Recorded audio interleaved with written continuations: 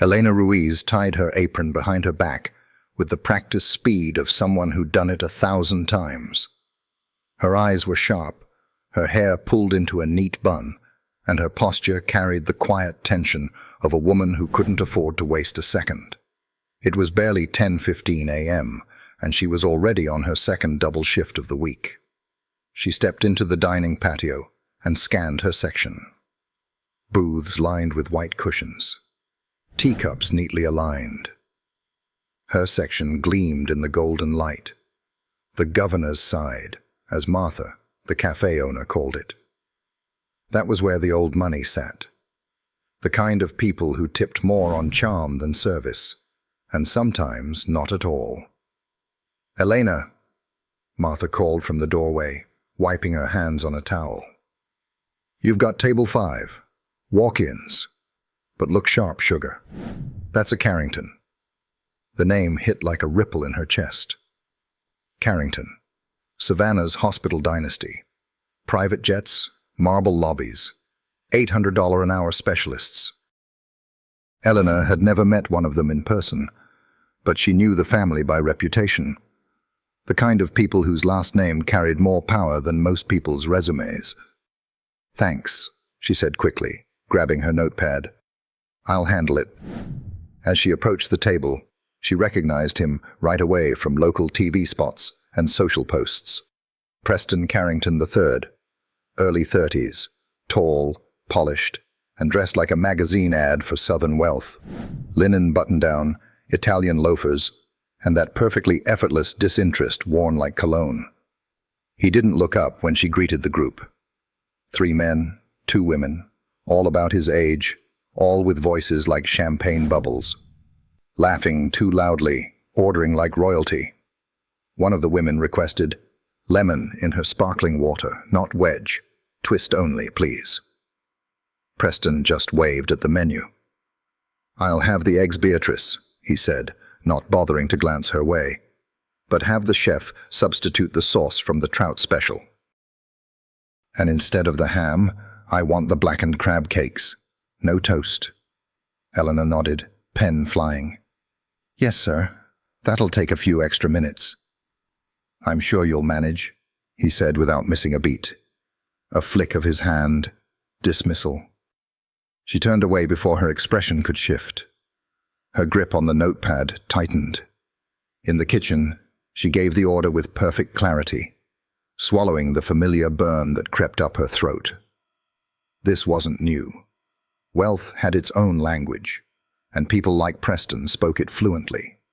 She, on the other hand, was fluent in bills, budgeting, and pretending like her soul didn't chip a little every time someone called her "you people."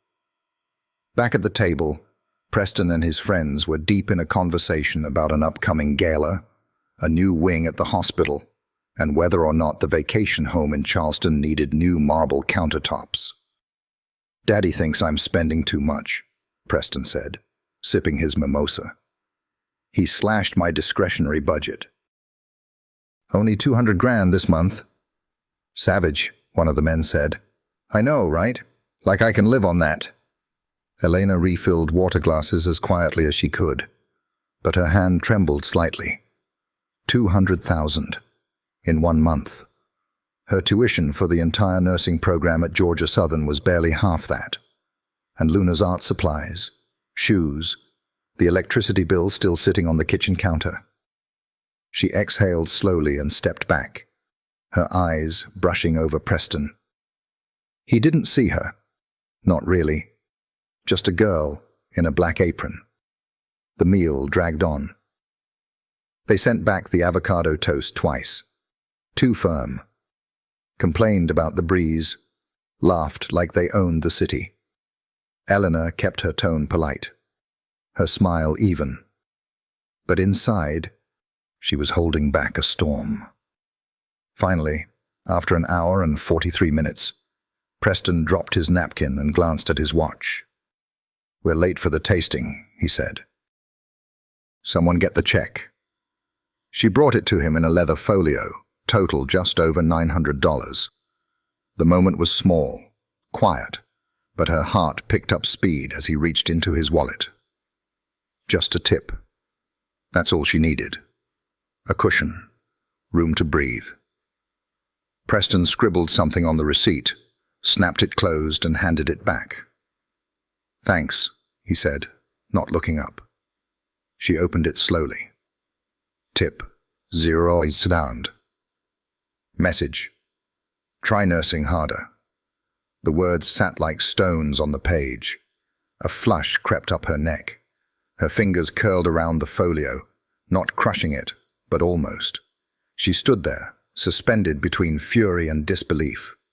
Then, like she'd done for years, she swallowed it whole. "Have a nice day," she said, voice smooth as ever. They swept out in a swirl of linen and laughter. Eleanor stood by the table, eyes locked on the receipt, still open in her hand. It wasn't the money. Not entirely. It was the intentional cut. The way it said, "I see you, and you are nothing." She didn't cry. Not here. Back inside, Martha saw her face and said nothing, just slid a slice of peach pie onto a plate and set it on the counter. "Eat before it melts," she said. "It's too good for angry thoughts." Eleanor managed a nod and left it untouched. That evening, the sun dipped low over the river as she walked the 10 blocks home. Her sneakers were worn. Her feet ached.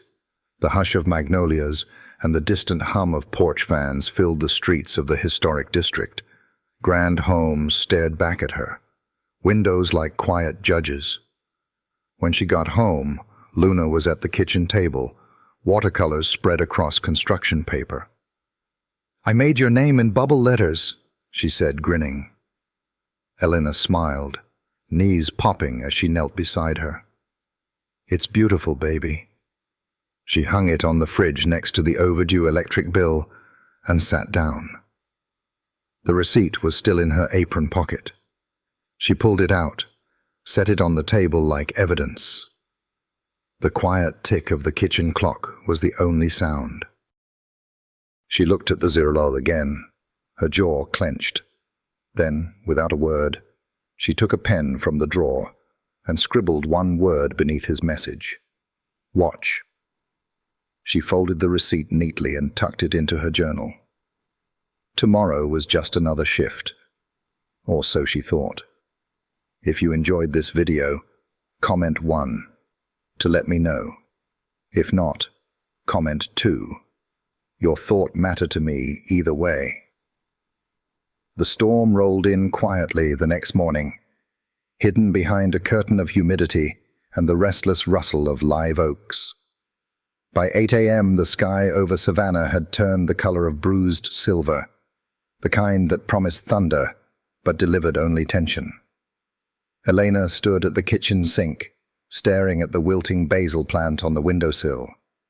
Behind her, the soft creak of Luna's chair broke the silence. "You didn't sleep," Luna said, brushing a streak of watercolor across a homemade card. Elena didn't answer right away. She hated lying to Luna, even with silence. She turned the faucet off and dried her hands. I'm just thinking," she said, reaching for a chipped mug. "About yesterday?" Luna asked. Elena hesitated. The receipt was still in her journal, tucked inside like a thorn. "It's nothing new," she said gently. "Some people just think their money makes them bigger." Luna's brow furrowed. "He's a doctor, right? Aren't doctors supposed to help people?" Elena smiled, but there was no humor in it. "Sometimes they need help too. They just don't know it yet." The cafe was slow that morning, the storm keeping the tourists in their inns and the regulars lingering under porches. Elena busied herself with polishing silverware and restocking napkins, her thoughts drifting in and out like fog on the river. At 10:47 a.m., her phone buzzed in her apron. "You seen this yet?" "Martha." A photo followed, a snapshot of that receipt, her handwriting, Preston's message, the total, all of it, posted by a local foodie account with over 50,000 followers. Carrington's son leaves $0 tip at local favorite. #tipgate. Savannah. Shame. Her heart dropped into her stomach. Within minutes, the cafe phone started ringing. First, a local radio station asking for comment. Then a college newspaper. Then silence. A heavy one. Martha emerged from the back, glasses low on her nose. "You didn't post it?" "No," Eleanor said, barely above a whisper. I don't know how it got out." Martha crossed her arms and studied her. "You didn't need to. This town sees everything, sugar. Somebody probably took a photo over your shoulder. Happens more than you'd think." Elena's throat tightened. "Am I in trouble?" "Trouble?" Martha scoffed. "He should be in trouble. Man's the heir to a hospital, and he can't tip a woman working 2 jobs. No, honey, you're not in trouble. But you are in something." She gestured with her chin toward the front window. Outside, a slick black SUV had pulled up. Not a tourist car. Not a regular. Too clean. Too quiet. The door opened, and out stepped a man in his 60s. Tall, silver-haired, dressed in an understated grey suit that whispered old money. He looked up at the cafe sign, eyes calm but focused, as if he were inspecting something more valuable than brick and ivy. "That," Martha muttered, "is trouble." The man walked in like he already knew the layout, like he'd been here before in another life. The hush that followed him was palpable, as if the air itself was uncertain how to respond. He approached the host stand. "Good morning. I'm looking for Miss Eleanor Ruiz." Martha didn't flinch. "And who might you be?" He offered a slight nod, respectful but commanding. "Dr. William Carrington." The room seemed to tilt slightly. Martha raised an eyebrow. "Dr. Carrington?" she repeated. "As in Carrington Medical?" "Yes, ma'am," he said. Then turning toward Elena, who had stepped out from behind the bar, "Miss Ruiz, if I might have a moment of your time." Elena's mind raced. Her feet stayed planted. "I promise," he added, his voice lowering slightly. "This isn't about trouble. Not for you." Martha looked at Eleanor. "You good?" Eleanor nodded, barely. Dr. Carrington waited patiently as she untied her apron. She led him to a side booth, the same one where Preston had sat yesterday. Funny, how things came full circle, or maybe they just spun out of control. They sat. The rain began to patter softly against the window beside them. "I'll be brief," he said, folding his hands. "First, let me apologize for my son's behavior." She blinked. "You don't have to." "Yes, I do," he cut in, not unkindly. "Because it reflects on more than him. It reflects on me, on the legacy of what I built. I spent 30 years building a health system to care for people. People like you. People who matter. What Preston did was not just rude. It was cowardly." The honesty in his tone caught her off guard. He continued, "You didn't ask for this. You didn't cause the photo, but it's now part of a narrative. And I believe in controlling narratives before they control you." Elena's brow furrowed. "What do you mean?" "I'm going to offer you something strange," he said. "A job." She stared at him, stunned. "A job?" He nodded. "I want you to become Preston's executive assistant. Shadow him. Work beside him. Keep him on schedule. Challenge his assumptions. In short, remind him what real work looks like." Her heart thudded. "With respect, Dr. Carrington, Why me? He studied her for a long beat. Because you didn't flinch. Because you didn't retaliate. And because my son needs to see someone every day who isn't afraid to do the work he takes for granted. She looked down at her hands. I can't promise it'll be easy, he said quietly. But I can promise it'll be real. Full salary. Education covered. A scholarship fund for your sister. And my personal protection if anyone tries to retaliate against you. The booth fell silent. Just the sound of rain and breath. I need to think, she finally said. Of course, he said, rising. Take the afternoon. He paused. Then, if you choose to accept, be at the Carrington offices tomorrow morning at 9. Wear something you can walk through fire in. He left her with a card. Simple, white, embossed. Elena stared at it for a long moment, her thoughts scrambled. Across the cafe, Martha stood watching, arms folded. Well, she said softly, life just dropped a ladder. Question is, do you climb it or set it on fire? Elena didn't answer. Not yet. The storm outside was only just beginning. The rain had cleared by sunrise, but the clouds lingered like unfinished thoughts. Savannah was quiet in that early hour, the streets still slick, the air thick with possibility and tension. Eleanor stood outside the Carrington Medical Building in a fitted navy blouse and charcoal slacks, her only pair of decent flats pinching slightly at the heel. She clutched her tote to her chest, pretending not to notice the security guard eyeing her like she was lost. I'm here for 9 o'clock, she said before he could ask. Elena Ruiz. The guard glanced at the clipboard, blinked twice, then adjusted his tone. Yes, ma'am. Dr. Carrington said to send you straight up. Elevators in buildings like this didn't hum. They glided, smooth and silent. Elena watched her reflection in the brushed steel walls, trying to smooth the nerves from her face. She wasn't here to beg. She wasn't here to impress. She was here because someone with power saw something in her, and she hadn't decided yet whether that made her honored or suspicious. The doors opened to the top floor with a soft chime. Floor-to-ceiling windows revealed the Savannah River, winding like a ribbon far below. Leather chairs, oil paintings, hushed tones. Money moved in whispers here. A young woman with perfect posture stood behind a reception desk that looked like it cost more than Elena's car. Elena Ruiz? The woman asked, her smile crisp but not unkind. Dr. Carrington is expecting you. Right this way.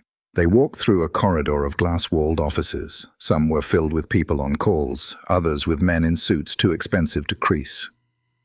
The assistant stopped in front of a frosted glass door and tapped twice before pushing it open. And there he was.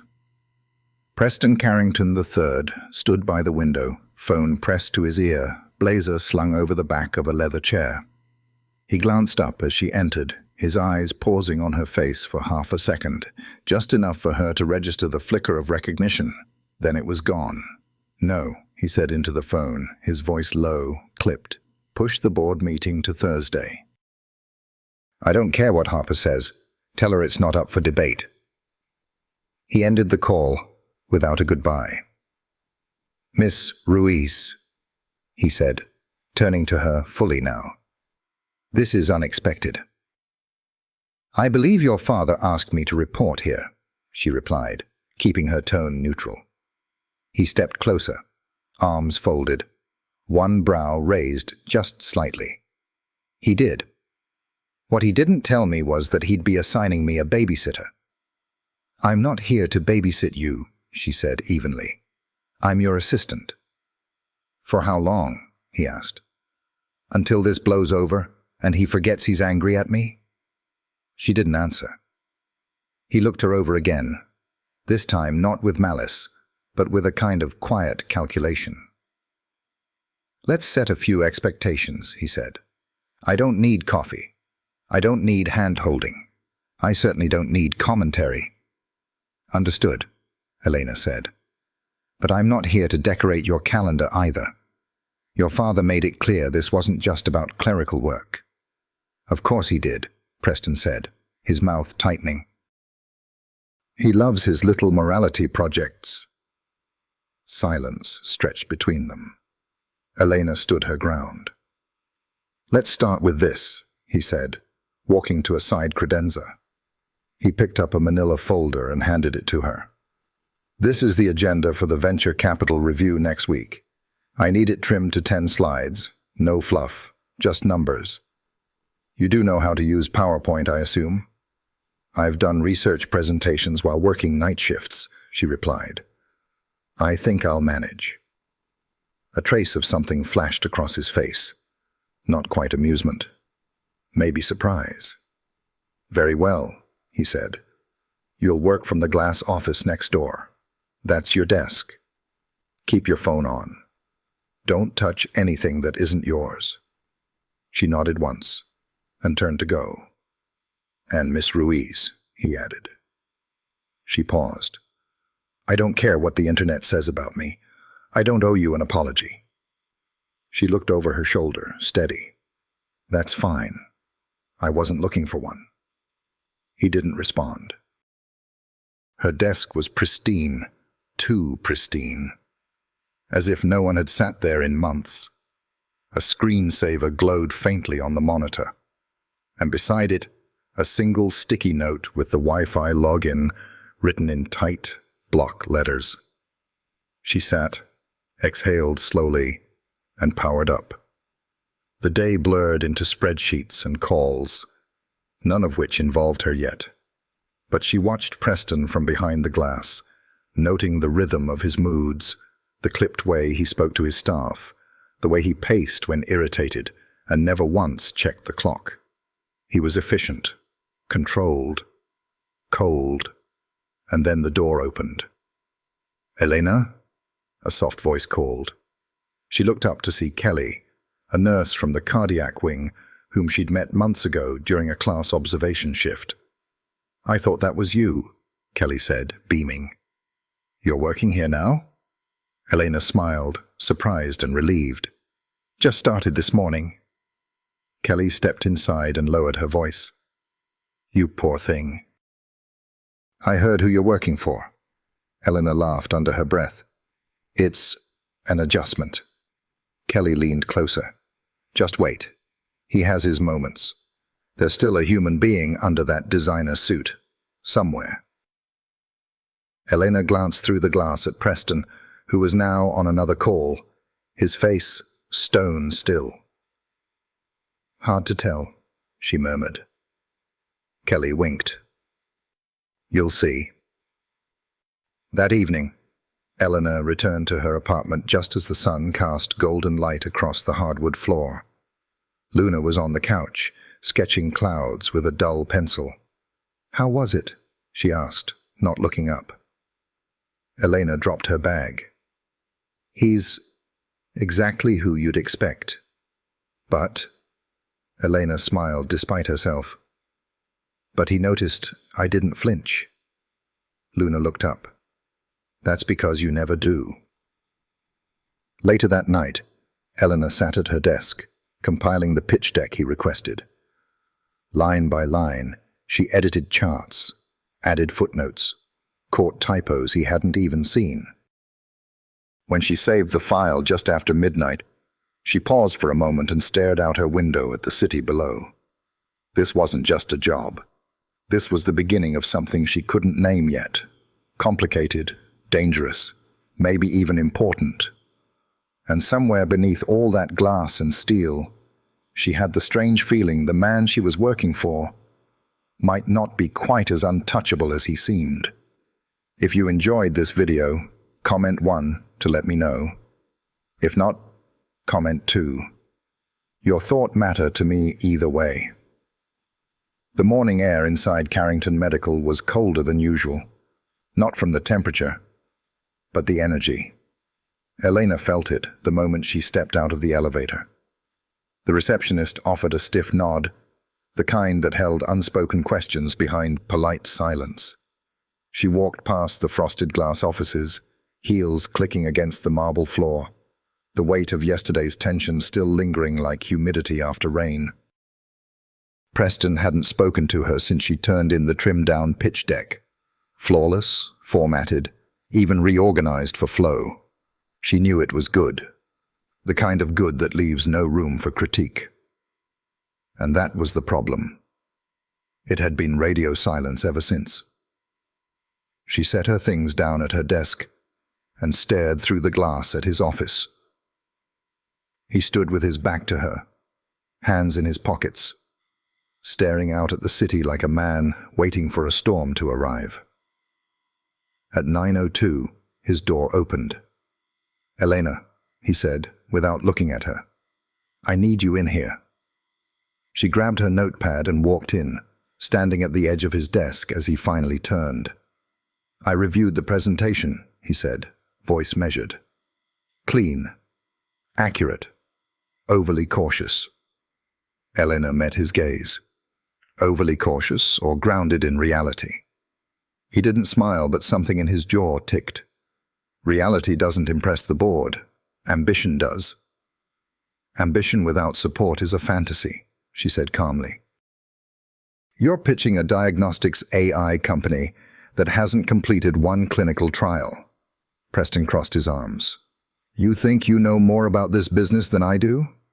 "I think I know when a company is hiding something," she said.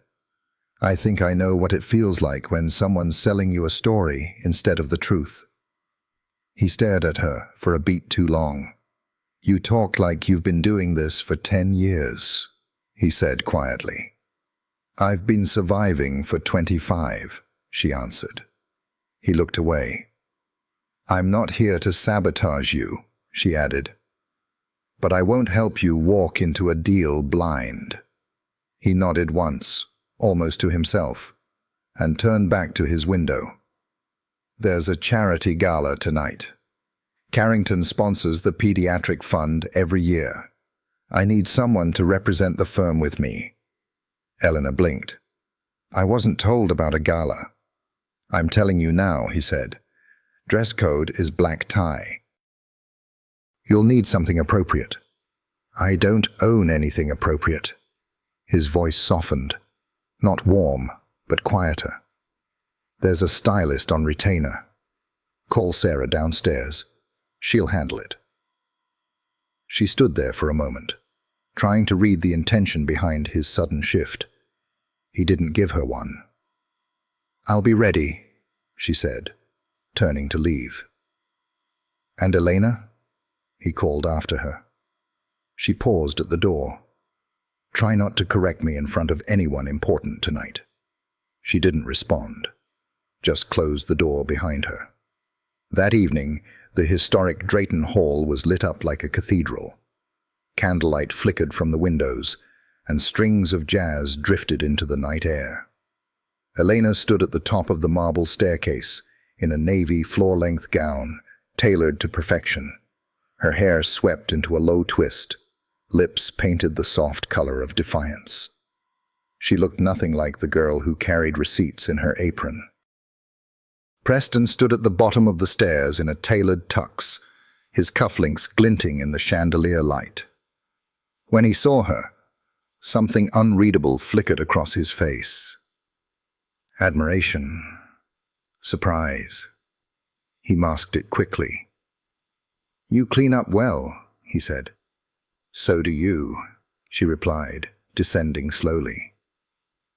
They entered the ballroom together, and the effect was instant.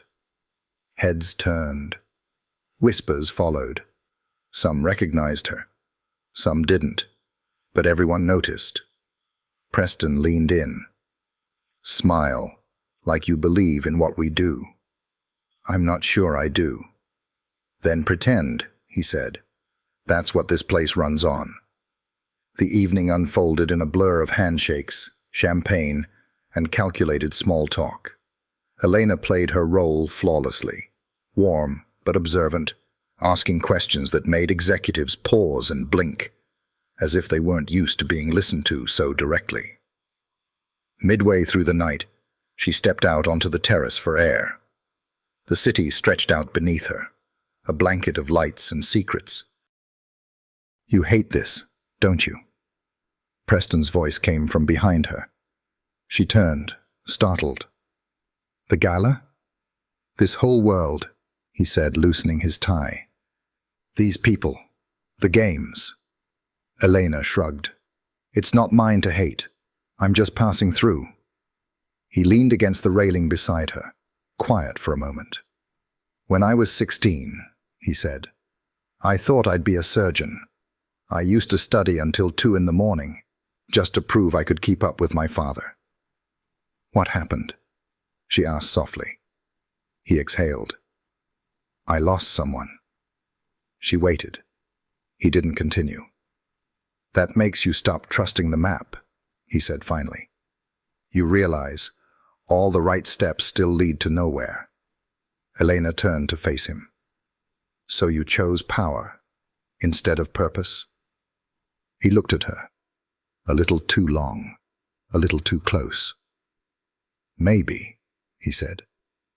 "And maybe I'm still trying to remember the difference." For a moment, there was only the wind, the music faint behind them. "Why did you say yes?" he asked. "To this job?" He nodded. She hesitated. "Because your father made a promise I couldn't afford to ignore. And because I want to prove that I belong in a room like this, even if people like you don't think I do." He looked down. His voice was barely audible. "I never said you didn't belong." "You didn't have to," she replied. "You wrote it on a receipt." Silence settled between them, like fog. He opened his mouth to say something more, but the doors behind them swung open, and a voice called his name. "Preston! Board member from Charleston's looking for you." He gave her a long look, part apology, part something else, and disappeared back inside. Elena stayed on the terrace, gripping the railing. She didn't know what she felt, but she knew it mattered, and that terrified her more than anything else. By Monday morning, the photos from the gala had already started circulating. Preston Carrington and a mystery woman on the terrace. Headlines didn't name Elena, but the images spoke louder than names.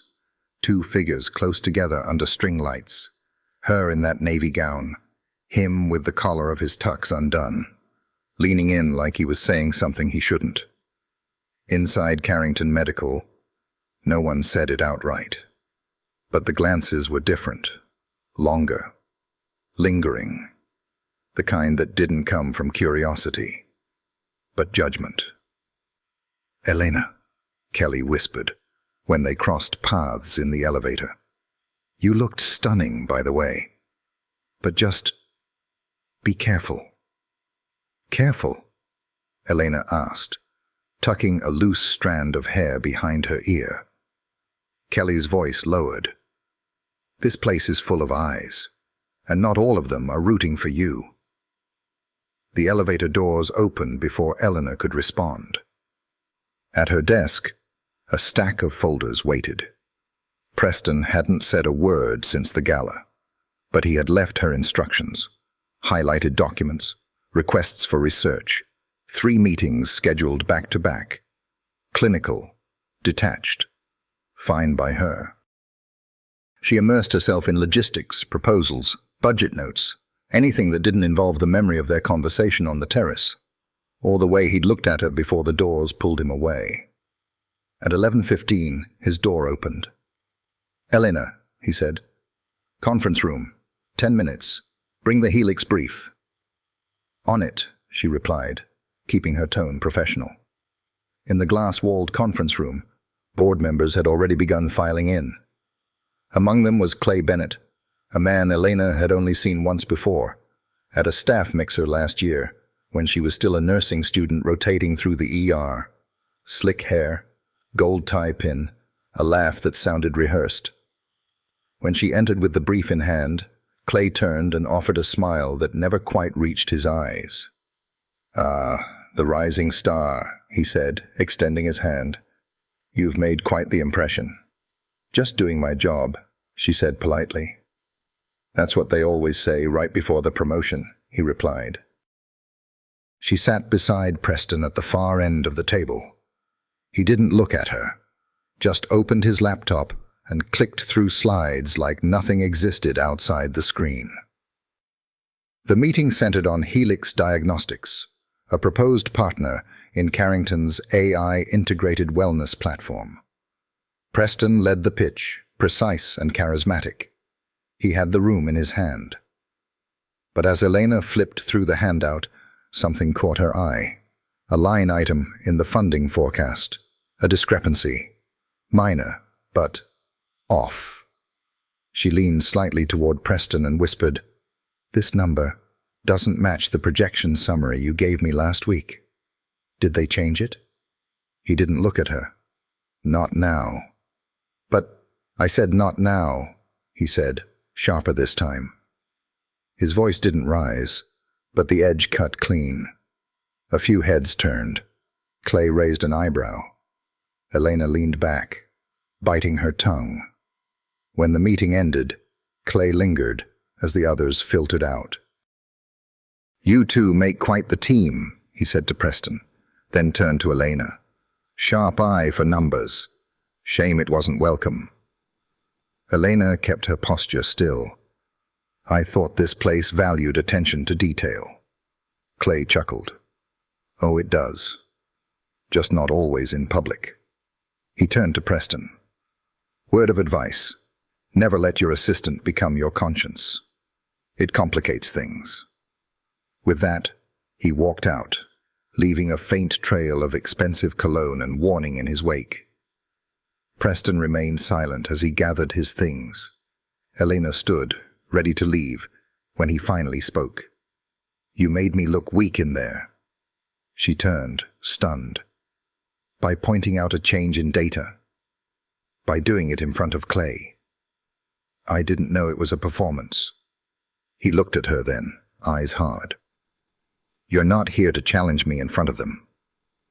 "No," she said, voice low. "I'm here to keep you from walking into fire you don't see coming." He stepped closer, just enough to lower his voice. "You don't get it. Clay's been waiting for a crack. One slip, one weakness, that's all it takes. He'll use it. And you think that weakness is me?" He didn't answer. She shook her head. "You asked me to be honest, to push you. But the second I do, I become the problem." "Elena." "No," she cut in. "Let me say this once. I didn't come here to make friends. I came here to do a job. But I will not pretend. If that makes me inconvenient, replace me." The tension held for a moment longer. Then he stepped back. "You're not being replaced." She walked out before he could say anything else. That night, back at her apartment, the weight of it all sank in. Luna was asleep on the couch, an open art book beside her. The apartment was quiet, but Elena's mind wasn't. She pulled out her journal, the one she used to write down things she couldn't say aloud. On a fresh page, she wrote, "He looked at me like I was a threat, not a partner. That's worse than being invisible." The next morning came fast.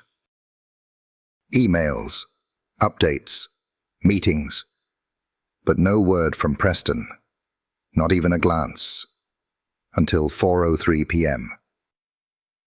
"Elena," his voice came over the intercom. "My office. Now." She braced herself and walked in. He was holding a folder. "You were right," he said without preamble. Helix changed the numbers, quietly. The discrepancy was real. She said nothing. He looked at her. Really looked this time. "Why didn't you just let it go?" She met his eyes. Because if this ship sinks, I'm on it too. There was a long pause, then softer. I don't trust many people. You don't have to, she said. You just have to listen. He nodded slowly. From now on, I will. And for the first time since they met, Eleanor believed him. Even if it wouldn't last. Because something deeper than business had started growing between them.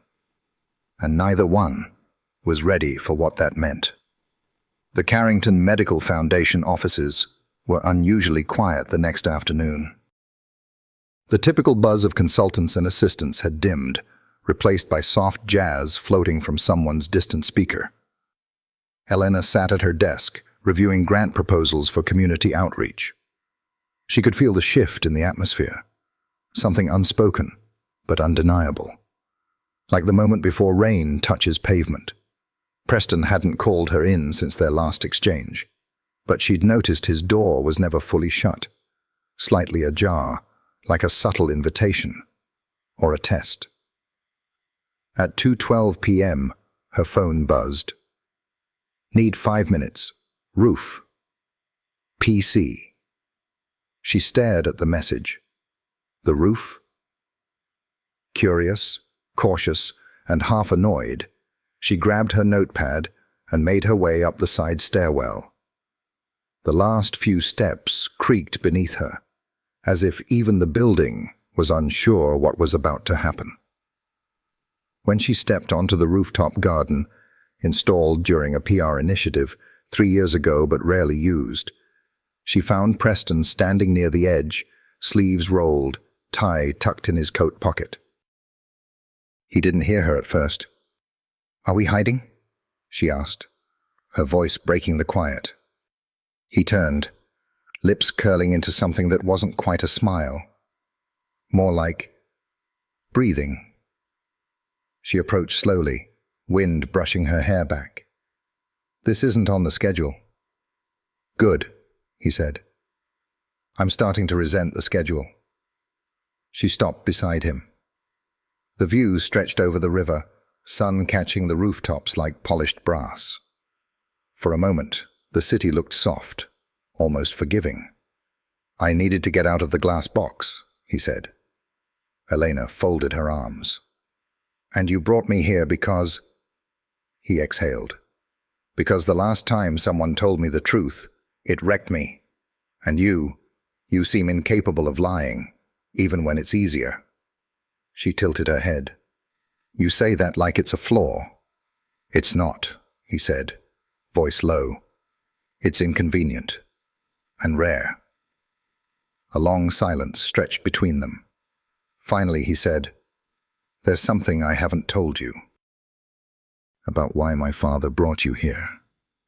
Elena's spine straightened. "Go on." "He didn't just want a shadow for me. He wanted a mirror, someone I couldn't ignore, someone who didn't owe me anything." She absorbed that slowly. "You mean, I'm a lesson?" "More like a reminder," he said, "that real people exist outside the boardroom." She nodded quietly. "So, what happens when you're done being reminded?" Preston looked at her then, really looked. "That's the problem," he murmured. "I don't think I want to forget." The wind picked up, soft and cool. "Tell me something," she said, folding her arms tighter. "When was the last time you felt proud of the work you do?" He blinked. "Proud?" "Yes, not rich, not admired, proud."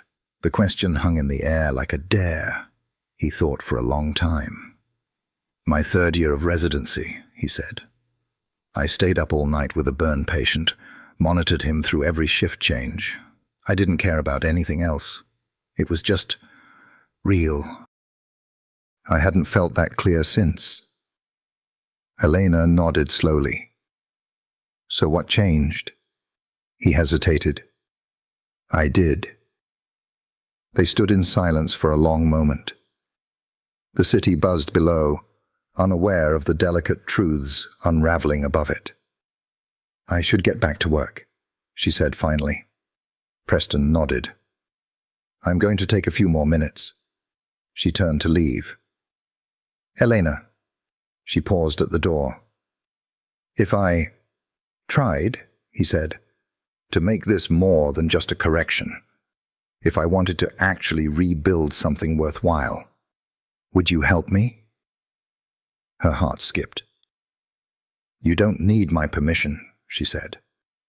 But if you're serious, I'll be there. Just don't expect applause for doing the right thing. I'm not, he said, but I'd settle for your respect. Her lips softened into something close to a smile. Earn it. As she disappeared down the stairwell, Preston stared at the spot where she had just stood. Later that night, Elena returned home to find Luna curled up on the couch, sketching out new ideas for the school's mural competition. The apartment smelled faintly of cinnamon toast and lavender detergent, comfort in its simplest form. How was work? Luna asked, not looking up. Complicated, Elena said, setting her bag down. Complicated good or complicated bad? Elena smiled. I'll let you know. She changed into soft cotton and sat beside her sister, watching the tiny bursts of color take shape on paper. Luna turned to her suddenly. Is he still mean? Who? Elena asked. The fancy doctor, Luna said. The one who didn't tip. Elena paused, surprised by the clarity in her sister's voice. He's not mean, she said carefully. He's guarded. Maybe a little lost. Luna nodded like that made sense. Sometimes people wear shiny things when they don't know how to be soft. Elena blinked. Where did you learn that? I don't know, Luna shrugged. Probably from you. The quiet that followed was deeper than silence. It was safety, connection. Elena looked down at her journal on the coffee table. She opened it and wrote, He doesn't scare me anymore. That might be worse, because now I see the cracks, and part of me wants to fill them. She closed the journal, and just before bed, her phone buzzed again. Tomorrow. Community clinic visit, 10 a.m. You in? PC. She stared at the screen. A message from a man who didn't ask for help. Now asking. She typed slowly. Yes, I'm in. And for the first time in a long time, she wanted to be. The next morning, the Carrington SUV pulled up to a modest beige building tucked between a corner bodega and a dry cleaner that hadn't changed its signage since the 80s. The community health clinic bore no gold plaques, no polished stone entrance, just a faded sign that read, St. James Outreach, Walk-ins Welcome. Preston stepped out of the car first, blazer off, sleeves rolled, looking less like the man on magazine covers and more like a version of himself he'd forgotten. Elena followed, her navy blouse crisp, hair pulled back neatly, clipboard in hand. She'd worn her practical shoes, the ones made for walking long halls and carrying burdens. Inside, the air buzzed with quiet chaos. Phones rang, kids cried. A nurse passed with a box of gauze nearly toppling from her arms. Fluorescent lights flickered slightly above mismatched chairs. And in the middle of it all stood Sister Camille, a whirlwind in orthopedic sneakers and kindness. Well, I'll be, she exclaimed as they walked in. You really showed up. Preston smiled politely. We said we would. Sister Camille gave him a quick once-over. And I thought you'd send an intern in your place. The Carringtons used to do that. Elena smirked slightly behind him. Camille turned to her. You must be Elena. I am, she said warmly. Your reputation walks in before you, Camille winked. Come on back, both of you. We've got more than enough to go around. They were led past a row of patients, single mothers with toddlers, an older man with a limp, two teenagers whispering nervously in the corner. The walls were lined with handmade posters about mental health and diabetes prevention. Elena noticed how Preston's gaze softened as he scanned the space, lingering on things most CEOs would ignore. Chipped paint, trembling hands, a nurse calming a crying baby with a lullaby in Spanish. "You all right?" she asked, low enough only he could hear. He nodded. "Just haven't been in a place like this in a long time." Sister Camille clapped her hands. "Okay, Elena. You're with Tanya at intake. Preston, you'll be shadowing Dr. Fisher on post-ops. And if either of you complains about the coffee, I'll make you drink it twice." An hour passed. Then 2.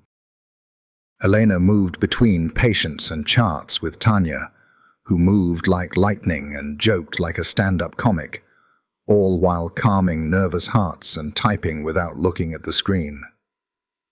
"So, how'd you get tangled with Carrington?" Tanya asked during a quick water break. "It's complicated," Elena said. Tanya raised an eyebrow. "That complicated, huh?" "He was rude," Elena confessed. "I was supposed to fade into his world, but I didn't." Tanya nodded, like she understood more than she let on. "And now?" Elena hesitated. "Now I think he's trying."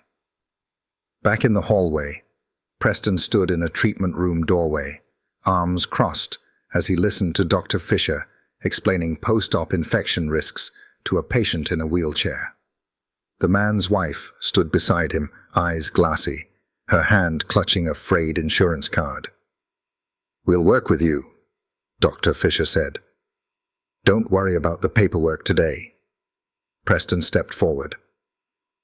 "St. James has a reimbursement backlog with the city, right? Why hasn't the foundation cleared it?" Dr. Fisher looked surprised. "It's been on the list. Lower priority, I guess." Preston frowned. "Send me the details." "That changes today." Elena heard it and felt it. Not just the words, but the shift. After clinic hours, as the sun dipped low behind the neighboring buildings, Sister Camille found them in the break room, sipping terrible coffee and eating off-brand peanut butter crackers. "You two held your own," she said. "Most people in your shoes don't last past lunch." Preston offered a small smile. "This place does more with less than we do with millions." "That's why we keep showing up," Camille said. "This isn't about heroics. It's about presence." She placed a gentle hand on Elena's shoulder. "You keep him honest. I like that about you." After they left, the SUV ride back to the office was quiet for a long while. Elena stared out the window, watching the streetlights flicker on one by one. Preston tapped his fingers on the center console like he was arguing with himself.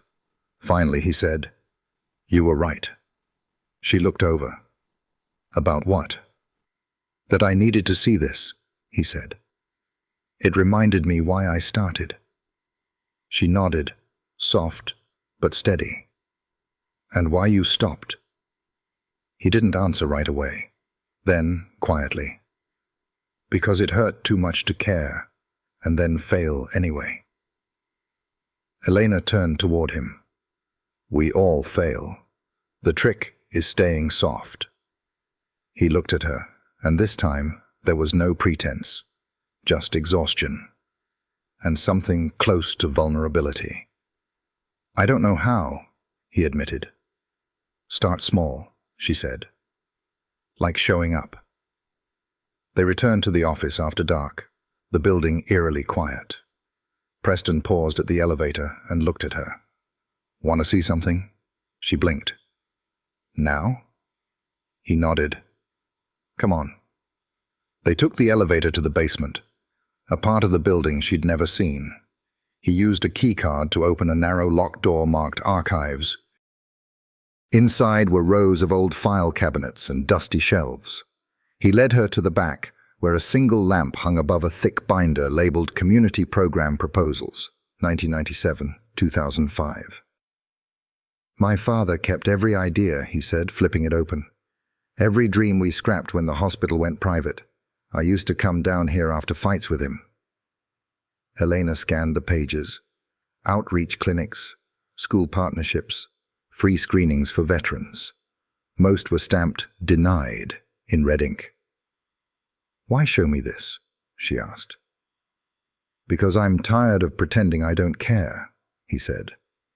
And because you make it harder to keep pretending. The air between them grew still. She looked up at him. This part of you, the one who keeps these ideas in a basement, that's the version people want to believe in. His voice dropped. What if it's too late for people to believe in me? She reached out and gently closed the binder. Then earn it back, she said. One story at a time. Neither moved for a moment. The quiet was deep, charged. Then she turned, walking back toward the elevator. At the door, she paused and looked back. I'll see you tomorrow, Preston. He nodded, still holding the past in his hands. But for the first time, he looked ready to rewrite it. The next morning brought sunlight through the Carrington Medical Building's wide glass windows, casting long golden beams across the sleek lobby floor. The air had that unmistakable energy, anticipation blended with unease. Elena felt it before she even stepped into the elevator. Inside, her phone vibrated with a calendar notification. 9:00 a.m. Executive Review. Clear Path. Partnership Presentation. Location, Conference Room B. She took a breath. This was it. The pitch Preston had been refining for weeks. The same one she'd edited, challenged, reshaped. The stakes were higher now. After the Helix warning and the community clinic visit, this wasn't just about profit margins. It was about integrity. Proof of change. As she stepped onto the executive floor, she caught sight of Preston across the hallway, straightening his tie in the reflection of the elevator doors. He looked sharp, focused, but there was something new in his expression, something quieter, less guarded. When he noticed her, his mouth twitched with the hint of a smile. Not the practiced kind, the real kind. You ready? He asked, stepping toward her. I should be asking you that. I've got the numbers, he said. And I've got you. The words caught her slightly off guard, but she didn't let it show. You've got the truth, she corrected. Let that be enough. Inside the boardroom, the seats were already filled. Clay Bennett at the far end, legs crossed, sipping espresso like he was watching a play unfold. Around the table sat half a dozen board members, including Marjorie Ellis, the hospital's longest-serving trustee, and an unshakable presence with her signature pearls and observant silence. Preston began the presentation with poise. The screen lit up behind him as he walked the room through ClearPath's growth potential, clinical trial benchmarks, and projected integration timeline. Elena stood at the side with her notepad, scanning the board members' reactions. Most nodded, a few scribbled notes. Clay smirked, just barely, arms folded like he was waiting for a stumble. Then Preston paused at the final slide. There's one more thing, he said. This deal could net us over $20 million in the next fiscal year. But it's not clean yet. The company hasn't submitted full transparency on its patient testing protocols. He let that hang in the air. Which means, he continued, signing now could compromise our ethics policy and our reputation. Clay stirred, clearly unprepared for the pivot. So, Preston said, turning to the board, I'm recommending a delay. 30 days. We do a full audit. If ClearPath passes, we sign. If they don't, we walk. A quiet buzz passed through the room. Murmurs, Raised brows. Marjorie leaned forward. "You're aware this could cost us the first-to-market edge?" "I am," Preston said. "But I'd rather be second and right than first and reckless." Marjorie studied him, then glanced at Elena, just for a beat. Finally, she leaned back and said, "That's the first decision you've made that reminded me of your father." The meeting adjourned 10 minutes later with tentative nods and neutral expressions. No cheers, no slaps on the back. But Preston didn't need applause this time. As they exited, Clay caught up to them in the hallway. "Bold move in there," he said, his voice even but sharp. "Thanks," Preston replied calmly. Clay's eyes flicked to Elena. The assistant whispers and the empire shifts. Impressive. Elena smiled. "It's not a whisper if it's the truth." Clay didn't respond, just offered a tight-lipped grin and walked away. Once he was out of earshot, Preston turned to her. "Part of me thought I'd cave in there," he admitted. "And part of you didn't," she said. "That's the one that matters." They walked in silence until they reached the private elevator. Preston hit the button, then turned to her, voice low. "Come with me." The elevator opened. She hesitated only a second before stepping inside. They rode in silence, the floor count ticking upward. He brought her to the top floor, a floor she hadn't been on before. A private suite, rarely used. Through the glass doors was a large, airy office filled with sunlight and a balcony overlooking the city. "This was my father's," Preston said quietly. "He kept it even after stepping down. Said it was his reminder of what was still possible."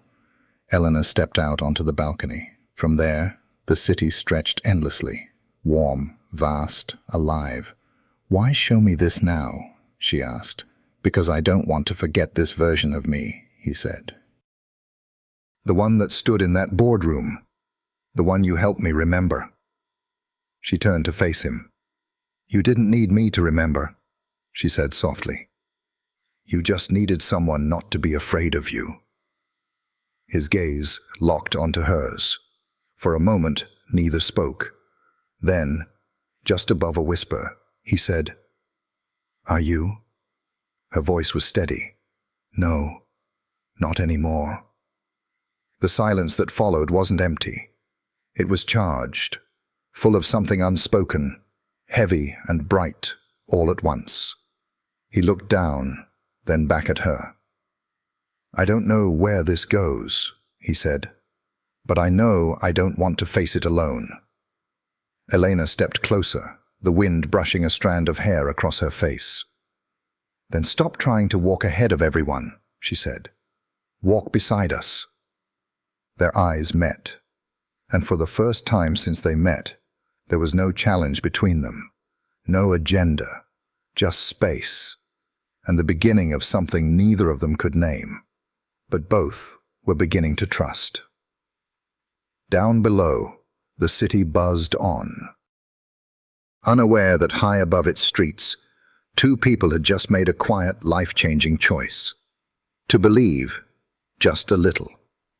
And stay, just a while longer. It was raining by the time Elena stepped outside Carrington Medical that evening. A warm, gentle rain that blurred the sidewalks and smeared the city lights into soft streaks across the windshield of her rideshare. She didn't mind the walk to the corner, even without an umbrella.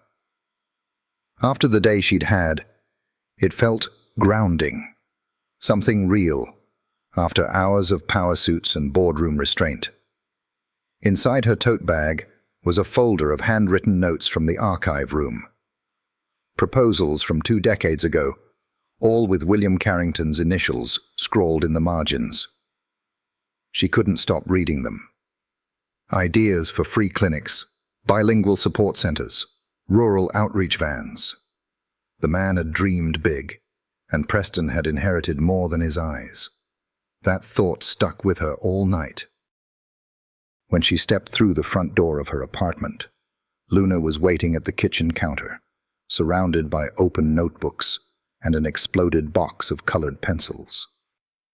"Hey," Elena said, slipping off her shoes. Luna looked up, eyes sparkling. I'm drawing something for the mural contest. Elena peeked over her shoulder. A sketched hospital with children outside, smiling under a sun with a face. At the bottom, in big, hopeful letters, "Everyone belongs here." Elena felt her chest tighten. "That's beautiful, Luna." Luna beamed. "Do you think Mr. Preston would like it?" Elena paused. "Why do you ask?"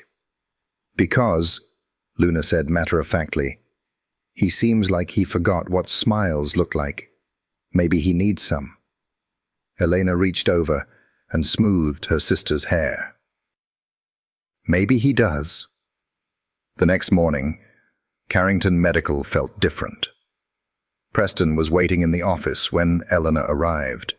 He wasn't at his desk or on a call.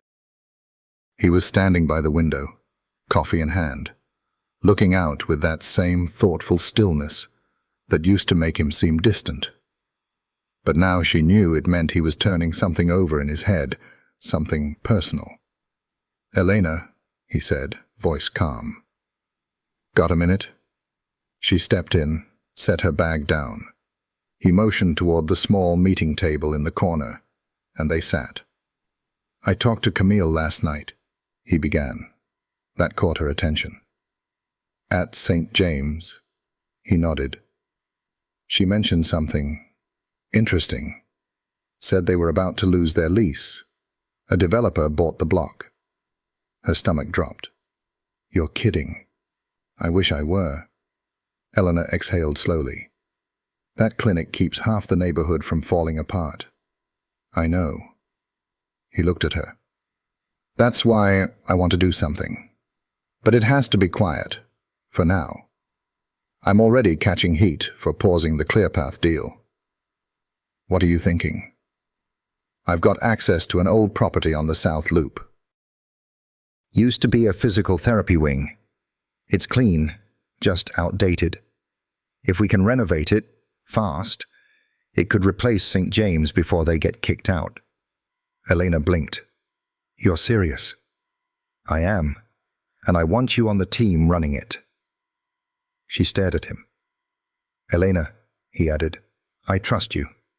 You're the only person in this building who says what needs to be said, even when I don't want to hear it." She nodded slowly, feeling the weight of the moment. "Okay, I'm in." A pause. Then his tone softened. "There's more." She tilted her head. "The board has been asking questions. About us." She held still. "Us?"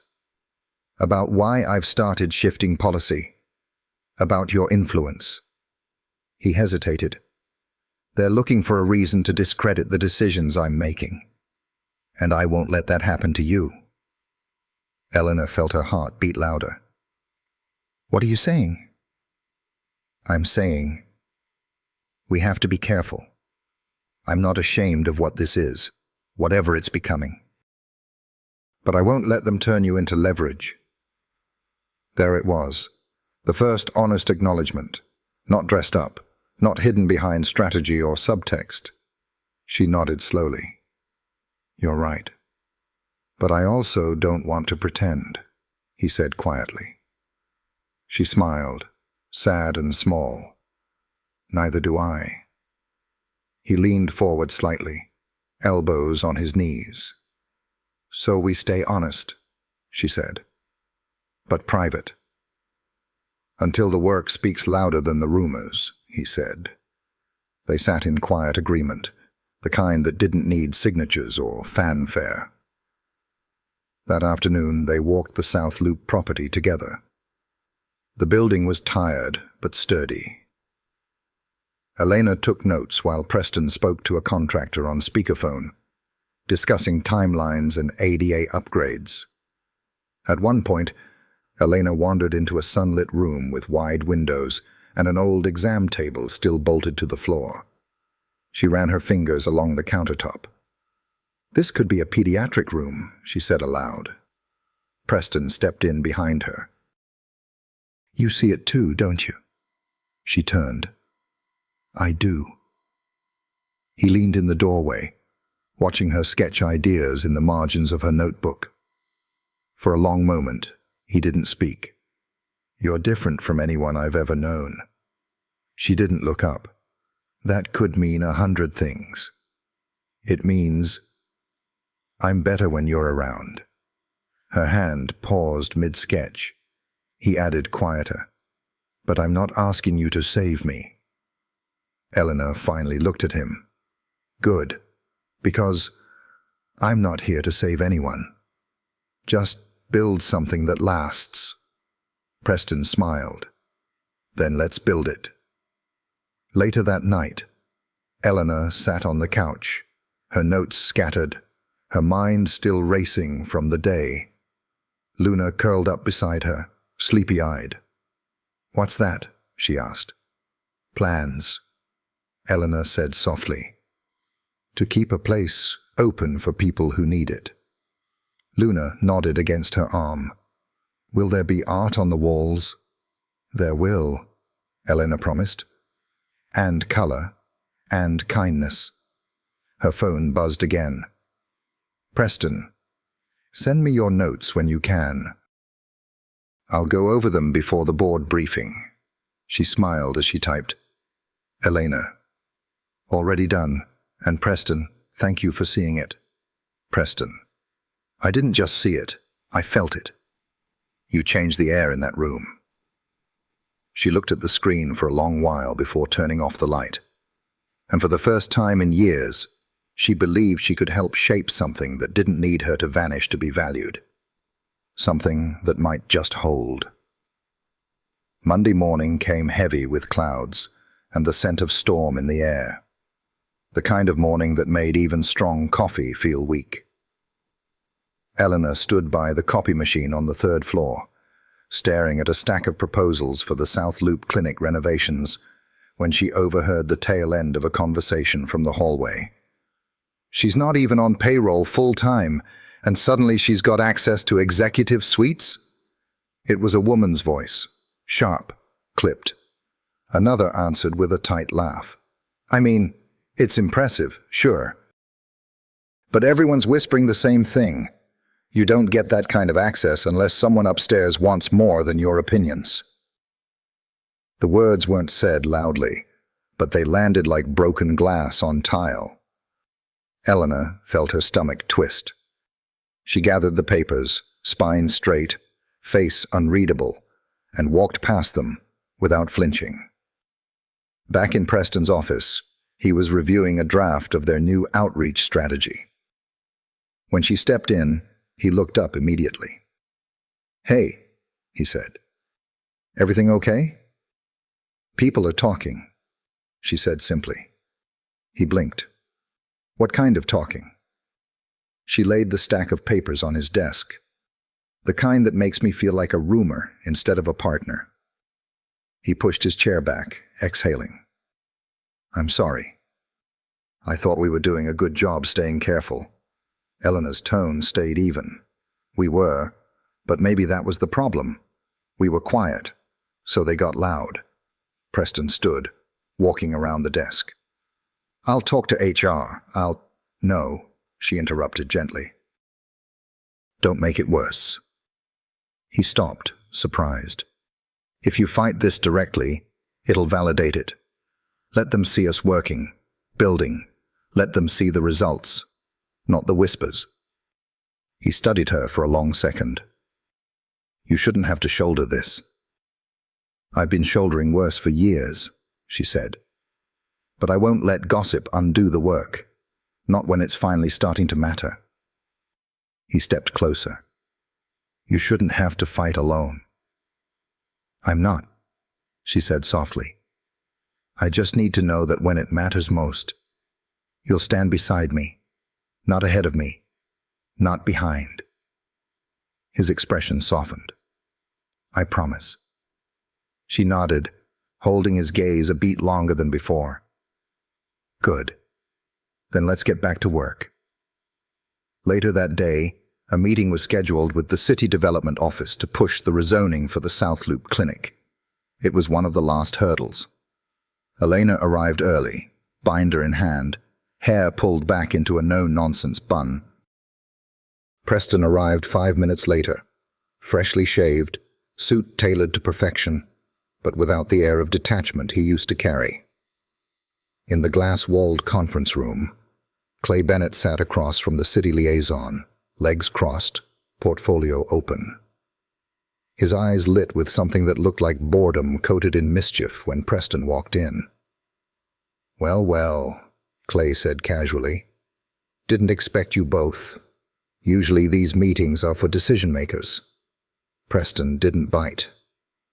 "And we're here to make a decision that supports a community, not a quarterly report." Clay smirked. "Ah, the new you. I've heard about him." The city liaison cleared his throat. "We're still reviewing the zoning adjustment. There's concern the renovation won't meet the updated compliance codes." "We've already submitted engineering reports," Elena said, placing a packet on the table. "And I've attached updated floor plans, cost breakdowns, and ADA enhancements." The liaison flipped through the pages. "This is thorough. We believe in this project," she continued, "and we're asking the city to believe in it too." Clay leaned back. "Is this personal for you?" "Yes," Elena said without hesitation.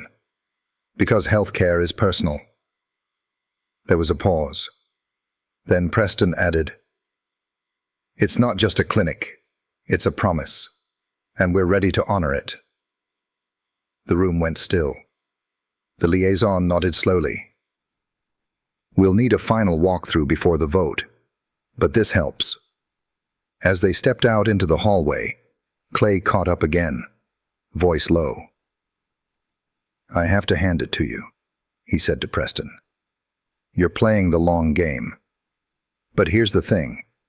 Long games cost momentum and patience, neither of which the board is known for." Preston gave a tired smile. "That's why we're not playing. We're building." Clay's expression flickered. He gave a tight nod, turned and walked off. Alone again, Elena looked at Preston. "He's nervous."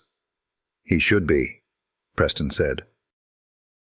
Truth has a way of outlasting noise. Back at the office that evening, the halls had quieted. Preston stayed late reviewing budgets. Eleanor was in the break room, heating up a cup of leftover lentil soup she'd brought from home. Marjorie Ellis appeared in the doorway, without warning, purse slung over her shoulder. "Eleanor?" Eleanor straightened. "Mrs. Ellis?" "Relax," Marjorie said, stepping inside. "I just wanted to say something, not as a board member, as a woman who's spent her life around powerful men." Eleanor waited. "You've stirred the water," Marjorie said. "Some people don't like that, but the ones worth listening to do." "I'm not trying to stir," Eleanor said. "Just trying to help." Marjorie gave a soft chuckle. "Same thing, dear. In this world, doing good rarely feels polite. Keep going." She turned to leave, then paused. "And don't ever let someone make you feel smaller than the work you do." The door clicked shut behind her. Later that night, Preston sent one last message. "They're watching everything. But I don't care. This is the first time I've ever felt like I'm doing something that matters." Elena read it twice, then typed, "Then let them watch. Just give them something worth remembering." She closed her laptop, heart heavy and bright at the same time.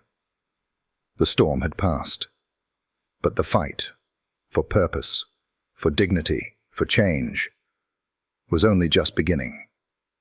The following Thursday began with a headline: "Carrington Medical to delay clear path deal, internal conflict or ethical stand." It was splashed across digital news feeds and investor blogs by sunrise. Elena saw it over her morning coffee, the screen of her tablet glowing in the quiet kitchen while Luna still slept. The article referenced unnamed sources inside the hospital, implied tension on the board, questioned Preston's leadership. Her name wasn't mentioned, but she could feel her shadow in every line. By the time she arrived at work, the building buzzed with whispers dressed up as concern. "Did you see the press this morning? Board won't be happy about this. Why delay? The numbers were solid." She kept her head down and her steps steady, but her heart thudded louder with each floor she passed. On the executive level, the air was thinner, tighter, like something was about to snap. Preston's door was shut. Elena knocked gently. "Come in." He was standing near the window, tie loosened, the article open on his monitor. His expression wasn't angry. It was worse. It was distant, like the air had been knocked out of him, but he was too proud to bend over and catch his breath. "You saw it," she said softly. He nodded once. "Who leaked it?" "I don't know," he replied. "Could have been Clay. Could have been anyone who wants me out." She stepped closer. "What can I do?" He turned, eyes meeting hers. "Nothing." That's the problem. Silence stretched between them, thick and charged. "Preston." "I built a life on being the smartest man in the room," he said quietly. "Now, every room I walk into, I can feel them calculating how fast I'm falling." "You're not falling," she said. He almost smiled, but didn't. "Do you believe in what we're doing?" he asked. "Yes," she said without hesitation. "Then why does it feel like we're losing?" Elena took a breath, held it, then let it go slowly. "Because change never looks like winning. Not at first. It looks like resistance. It looks like being underestimated. But it's not losing. It's growing." He looked at her, as if searching for a truth he could lean on. Her steadiness, her quiet certainty. "You're the only person I trust in this building," he said. "You're not alone, Preston, even if it feels that way." She turned to leave, but paused at the door. "They're going to come for you," she said, "with half-truths, with rumors. And if they can't ruin your decisions, they'll try to ruin your image." He didn't ask who they were. He already knew. "So what do I do?" "Let the work speak," she said, louder than the noise. Hours later, the board called an emergency session. Elena wasn't invited. She paced the hallway outside conference room A, ears straining for any phrase that slipped through the frosted glass. Her stomach knotted when Marjorie walked past her without a word, stone-faced. A few minutes later, Clay walked out, smiling. When Preston finally emerged, he looked tired, but not defeated. He walked straight past Clay, didn't flinch when someone on the admin team avoided eye contact. He went directly to Elena and stopped. "They're calling a vote tomorrow morning," he said. "On what?" "Whether or not to remove me as CEO." The hallway spun for a second. "But—" she started and couldn't finish. "It was Clay," Preston added. "He says I've compromised the hospital's neutrality. That I've let personal bias cloud judgment." Elena's voice dropped. "What will you do?" "Stand," he said, jaw tight. "Say my truth. And if that's not enough—" his voice faltered, just slightly. "I'll leave with my name." The room quieted. People began to return to their desks. But Elena stood there, rooted, the air between them thick with everything unspoken. That evening, as the sky turned to ash outside, she sat on a bench outside the hospital lobby, heart racing. She wasn't just afraid for him. She was afraid of what losing him from this place would mean, for the people who believed in what he'd started, for the ones who were finally being seen. She looked down at her phone. A message blinked from Luna. "Did you win the fight today?" Elena smiled sadly. "Not yet," she replied, "but I still believe we can." She looked up as the hospital doors slid open again. Preston stepped out, shoulders squared against the cool wind. When he spotted her, he paused, then walked over. "Why are you still here?" he asked. "Because so are you." They didn't need to say anything else. They sat together on that bench, watching the streetlights flicker on. Two people, steady in the storm, holding their ground. Tomorrow would come, and with it, the turning point. The boardroom was colder than usual. Or maybe it just felt that way to Elena, standing in the back corner, watching the scene unfold like something scripted. At the long, polished table, every seat was filled. Marjorie Ellis at the head, eyes unreadable.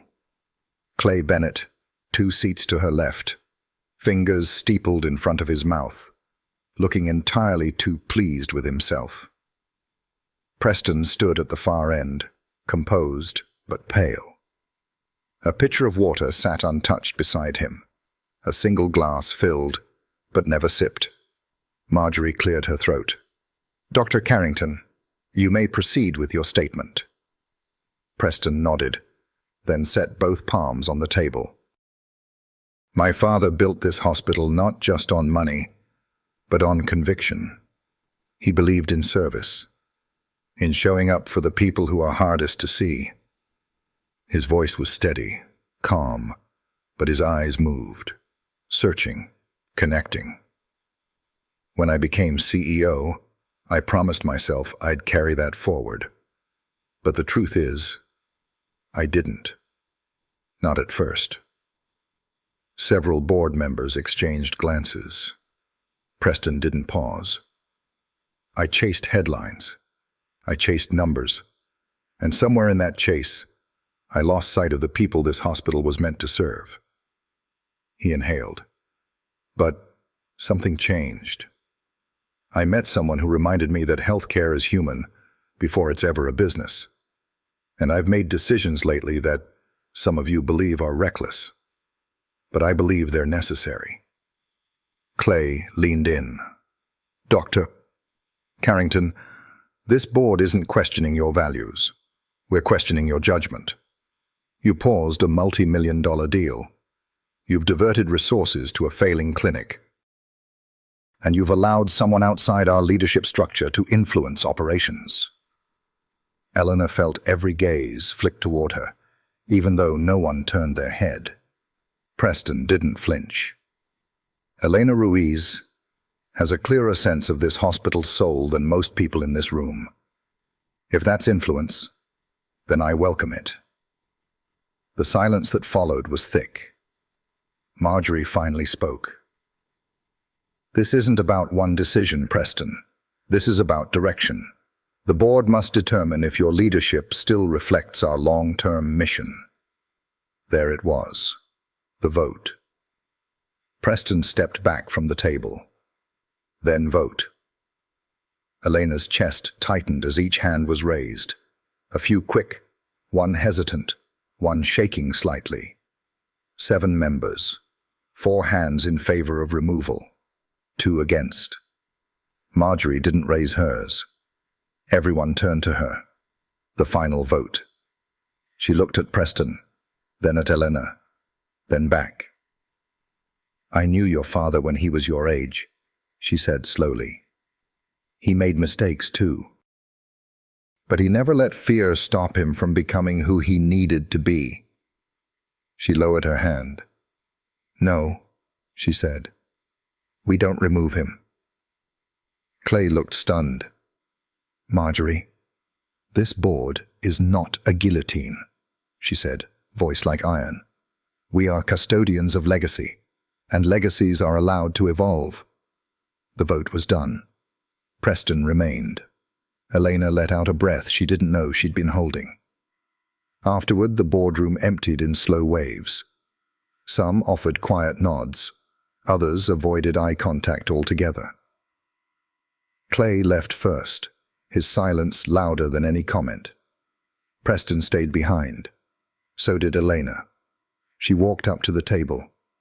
He was still standing there, palms flat, unmoving. "You didn't blink," she said. "I was terrified," he admitted. "Didn't show." He looked at her, really looked at her. "I don't know what comes next," he said. "I don't know how to fix every broken piece of this place." "You're not supposed to," she said. "You're supposed to lead people who can." They stood there in the quiet, the hum of the building soft behind the walls. Finally, he said, "I want to show you something." They took the elevator to the roof. The sun had broken through the clouds, casting a pale gold light across the city.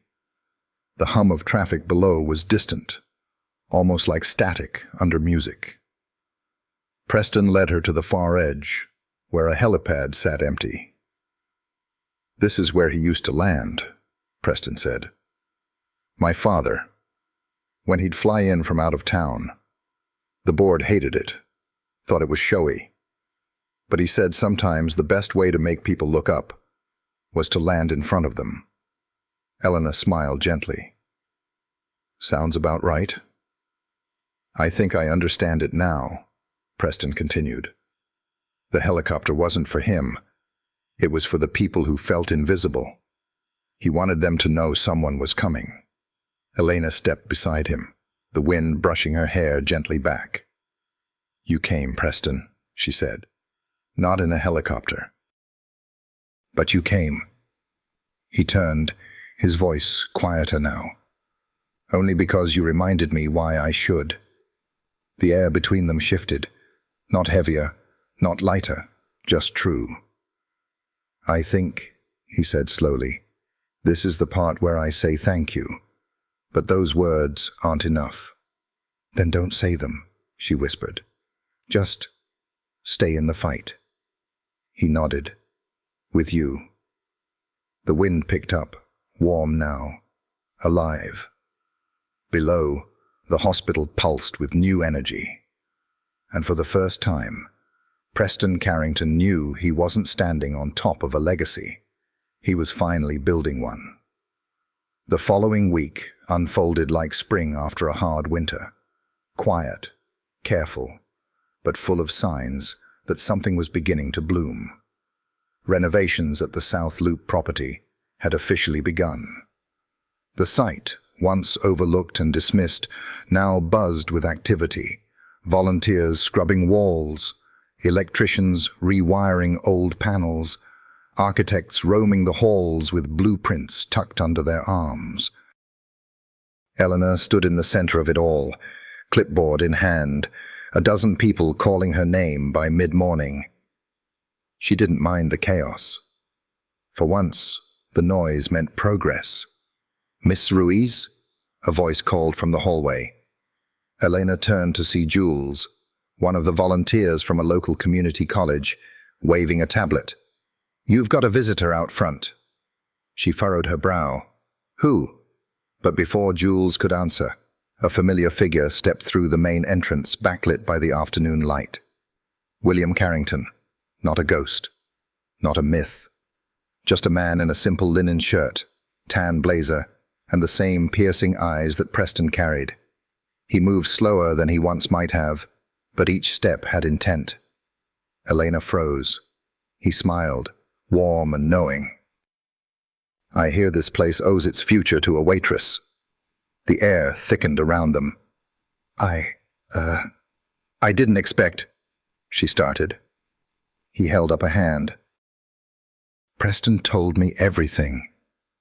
She braced herself, unsure of what everything meant in William Carrington's vocabulary.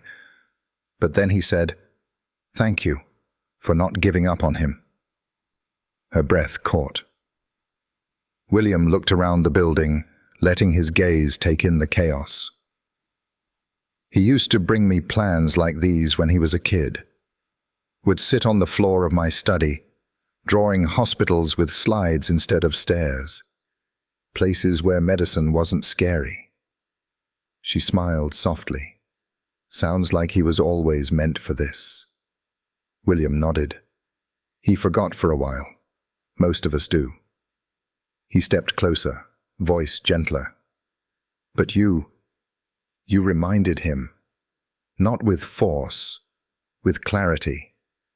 That takes more strength than people know.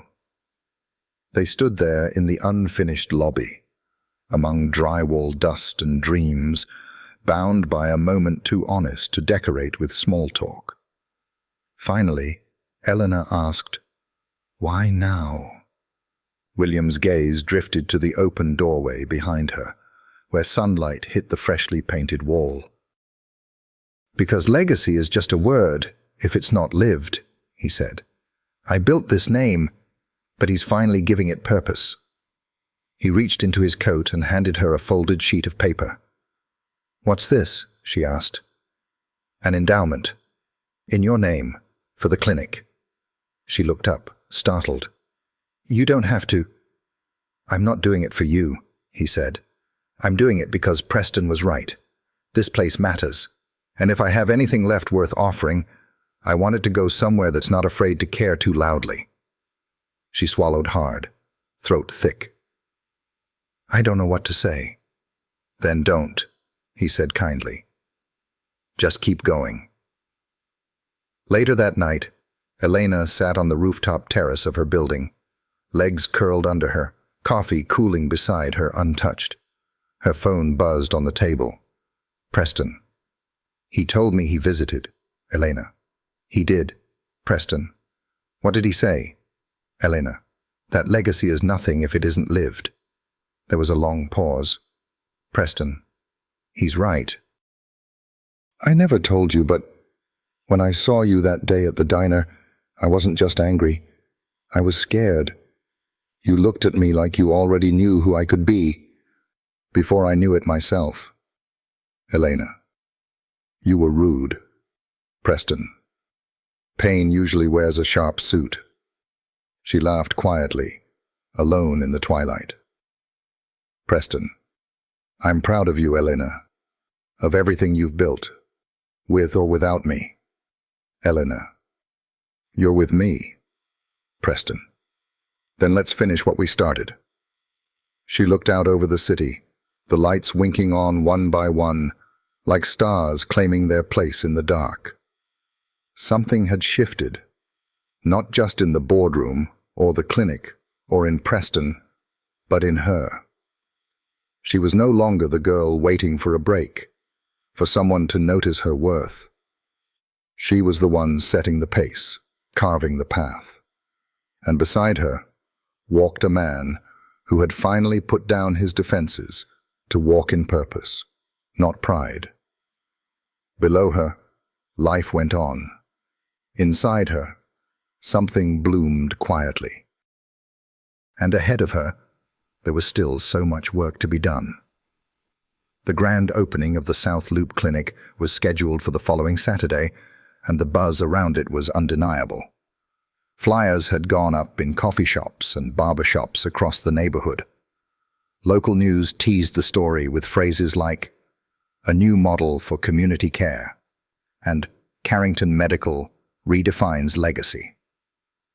Elena spent most of that week on site, directing final touches, smoothing last-minute wrinkles, making sure nothing felt corporate or cold. She wanted warmth, soft lighting, bilingual signage, flowers donated by a local nursery. She wanted people to walk in and feel like the building was already familiar. Late Thursday afternoon, she stood in exam room 3, checking that the chairs were placed correctly, that the mobile vitals cart was powered and charged. Behind her, Preston's voice broke the silence. "You really made this happen." She turned, startled. He stood in the doorway, a slight smudge of paint on his sleeve. He looked tired, but a good tired, like someone who'd finally earned his exhaustion. "We made it happen," she corrected. He stepped inside, looking around the room. "I used to imagine clinics like this when I was a kid. Places where people weren't rushed out the door after 5 minutes, where doctors listened. "And now?" she asked. "Now," he said. "I think we finally built one." They stood in the quiet, letting the moment breathe between them. Elena looked over, her voice softer. "What happens after this, Preston? After the speeches, after the cameras leave?" He looked down at his hands, flexing his fingers once, then meeting her gaze. "We keep showing up," he said. "That's the work. The cameras can leave. The real part stays." She nodded slowly. Then, before she could stop herself, she added, "And us?" Preston was quiet a beat too long. "Elena, I'm not asking for a label," she said, gently but firmly. "I just want to know if what we've been building outside the hospital has a foundation too." He took a step closer, eyes full of something he hadn't said yet. "I care about you," he said, "more than I ever planned to. But this, everything we've done, it's sacred to me, and I don't want to ruin it by rushing something we're still learning how to hold." A long pause. Elena looked away, then back. "Okay," she said. "Then let's take our time, but let's not pretend it's not real." He exhaled, a flicker of relief in his shoulders. "It's real." That night, Elena returned home and found Luna fast asleep on the couch, textbooks splayed across the coffee table, a half-eaten bowl of cereal next to her elbow. Elena pulled a blanket over her and sat on the edge of the couch, brushing a strand of hair from her daughter's forehead. Luna stirred. "Is the clinic ready?" "Almost," Elena whispered. "You nervous?" Elena smiled. "A little. Don't be." "You're like the Beyoncé of healthcare." Elena laughed softly. "That's a stretch." "Mom," Luna said, eyes still half shut, "you turned a room full of suits into believers. That's basically a world tour." She was asleep again within seconds. Elena sat there, letting the glow of the moment wrap around her. She thought about the months behind her, the looks, the whispers, the doubts, the cold mornings in a hospital cafe with burnt coffee and tired hope. The first time Preston had said her name, like it meant something. The next morning brought a surprise. When Elena arrived at the clinic, the parking lot was filled, but not just with guests. A helicopter hovered just beyond the south gate, kicking up leaves and gravel before touching down on the makeshift pad that had been cleared the day before. She stepped out of her car, wind whipping at her coat, and stared. William Carrington emerged slowly, descending with a cane in hand, the rotor wind tugging at his silver hair. He walked toward her with the steady grace of someone who no longer needed to impress, but still knew how to make an entrance. "You couldn't help yourself, could you?" Elena called over the wind, laughing. He reached her with a grin. "Let an old man have his moment." The doors of the clinic opened behind them, and the crowd began to gather. Families, nurses, construction workers who had given up weekends to finish the job. Reporters with mics and flashing cameras. Community leaders. A few of Preston's toughest board critics, standing off to the side but still there, eyes wary. Preston joined her, suit pressed, voice low. "He landed at the exact time we rehearsed my speech," Elena smirked. "He's reminding everyone who started this legacy." Preston looked at her. "And you're the reason it's still standing." She looked back toward the crowd, the buzz of conversation growing louder. There was no denying it now. The community was watching. The city was watching. Maybe even the country. But the moment belonged to them. Not to headlines. Not to history. To the people who dared to believe in better. Eleanor took a breath. Ready. And then the doors opened wide. The sun was high by the time Eleanor took the stage. The community had filled the courtyard in front of the clinic. Mothers holding their children, retired nurses who once walked the old hospital's halls, students from Luna's school, local journalists, even food truck vendors, handing out sweet tea and cornbread muffins to anyone who asked. What had once been a shuttered building of neglect was now the heart of a neighborhood, beginning to believe in itself again. Elena stood behind the podium, the Carrington South Loop logo behind her, her hands steady on the mic. She took a slow breath as the murmurs softened. 6 months ago, she began. This building was scheduled for demolition. The plans were drawn. The paperwork was signed. They called it non-essential. A ripple of reaction moved through the crowd. But for the single mother who couldn't take off work to drive across the city, this place was essential. For the grandmother managing her diabetes with half prescriptions, this place was essential. And for every child who sat in a waiting room too long because no one else would take their insurance. Her voice caught slightly, but she didn't pause. This place is essential. She scanned the crowd and locked eyes with Luna, standing near the front with a group of classmates, beaming with pride. I'm not a doctor. I never went to medical school. But I know what it means to be invisible. And I know what it feels like when someone finally sees you. She looked at Preston in the second row. Their eyes met. This clinic isn't just walls and equipment.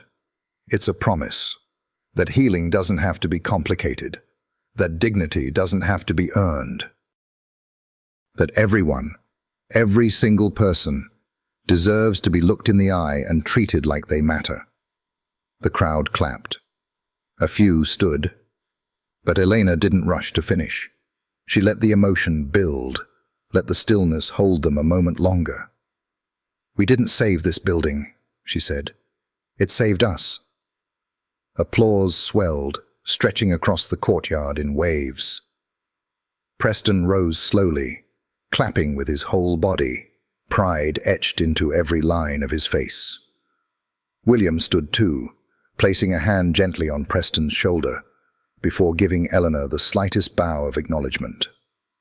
As the music began to play, soft jazz from a local quartet, people moved into the clinic for the open house. Eleanor slipped away to the side behind the stage, needing a breath of quiet. Moments later, Preston joined her, 2 paper cups of sweet tea in hand. That was beautiful, he said. I didn't cry, she replied, accepting the cup. Not even once. Came close. They stood in the narrow shade of a sycamore tree, away from the bustle. William's staying in town for a few weeks, Preston said. Wants to help set up the scholarship. Eleanor blinked. There's a scholarship? He nodded. For underrepresented youth going into public health. He's calling it the Ruiz Grant. Her breath hitched. He said you represent the future he never knew he needed to build for. She turned to him, searching his eyes. Why are you really telling me this? Because I think I finally understand, he said. This wasn't about saving a clinic, or my career, or even the Carrington name. He stepped closer, voice quiet. It was about love. Eleanor tilted her head, half smiling. Love? Love for the people who never get a seat at the table. Love for the kind of care that doesn't ask how much you can pay first. And love for you. She blinked, her heart catching the way it always had when he let his guard down. I was afraid, he said, that if I let it be real, I'd ruin it, that I didn't deserve something this honest. And now, he said, I just want to build something with you, whatever that looks like. Tears gathered, but she didn't let them fall. I never needed perfect, she whispered. Just real. He reached for her hand. This time, she didn't hesitate. They walked together back into the crowd. Neighbors hugged neighbors. Kids climbed onto the photo mural on the clinic wall, a painting of the community skyline, signed by the patients and volunteers who'd helped build it. In the corner, in soft brushstrokes, a small helicopter hovered above a hospital, a nod to the man who once thought legacy had to arrive from above. But the real legacy had walked in on foot, unnoticed, unassuming, and utterly unstoppable. As the music swelled, Eleanor and Preston stepped into the building, where light filtered through the windows like a benediction. They didn't say much more that day. They didn't need to. Some stories don't end with fireworks. Some end with a clinic full of people being seen, finally seen, and two people who found love not in the spotlight, but in the quiet, steady work of showing up for each other. And that truly was enough.